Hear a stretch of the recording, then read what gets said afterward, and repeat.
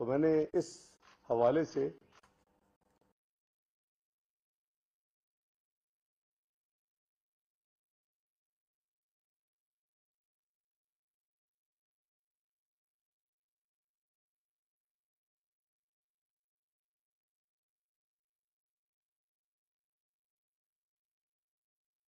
ناظرین، وزیر خزانہ اسحاق ڈار کا نیشنل اسلامک اقتصادی فورم سے ویڈیو لنک خطاب آپ براہ راست ملاحظہ کر رہے ہیں۔ ان کا کہنا تھا کہ نیشنل اسلامک فورم کے انعقاد پر مفتی منیب الرحمان اور ان کے ساتھیوں کو مبارکباد پیش کرتا ہوں۔ میری خواہش ہے کہ جتنا جلد ممکن ہو سکے ہم اپنے پیارے ملک میں سود کے نظام کو ختم کریں۔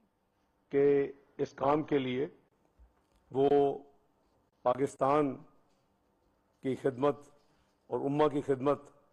کے جذبے کے تحت ذمہ داری سنبھالیں۔ میں نے ایک ڈپٹی گورنر اسٹیٹ بینک کو اس کام کے لیے خصوصاً سعید احمد صاحب کو یہ چیلنج اور یہ ذمہ داری دلوائی، اور میں ابھی اسکرین پر دیکھ رہا ہوں کہ ان کو جو اسسٹ کرتے تھے اس کام کے لیے سمر یہاں بیٹھے ہوئے ہیں، جو کہ اس کی جو لاجسٹکس اور اس کا جو کور مدد ہے کرنے کے لیے، ان کو مدد دینے کے لیے یہ اس وقت بھی اس میں شامل تھے۔ مجھے خوشی ہے کہ کنٹینیوٹی ہے اور یہ بیٹھے ہوئے ہیں۔ میں نے کوشش کی کہ جو کچھ بھی حکومت جتنی تیزی سے کر سکے، مثلا ٹیکس کی مساویت نہیں تھی، اس کو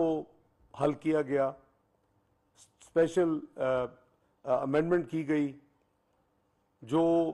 سیکیورٹی ایکسچینج کے حوالے سے جو اقدامات تھے وہ کیے گئے۔ وزارت خزانہ میں ایک سینئر افسر کی قیادت میں ایک ونگ قائم کیا گیا، حتیٰ کہ فائنانس ایکٹ 2016 میں اسلامی بینکاری کو تیز رفتاری سے ترقی دینے کے مقصد سے لسٹڈ جو مینوفیکچرنگ کمپنیز تھی ان کو 2% ٹیکس کی رعایت بھی دی گئی، جن کی بیلنس شیٹ شریعہ کمپلائنٹ ہونے کی ایک کنڈیشن تھی، صرف ایک کنڈیشن کہ ان کی بیلنس شیٹ شریعہ کمپلائنٹ ہو، شریعت سے مطابقت رکھتی ہو، اور ان کو 2% جو ٹیکس میں ان کو ریڈکشن ملے گی، چھوٹ ملے گی، اور وہ کم ٹیکس ادا کریں گے۔ تو یہ کاوش جو جاری تھی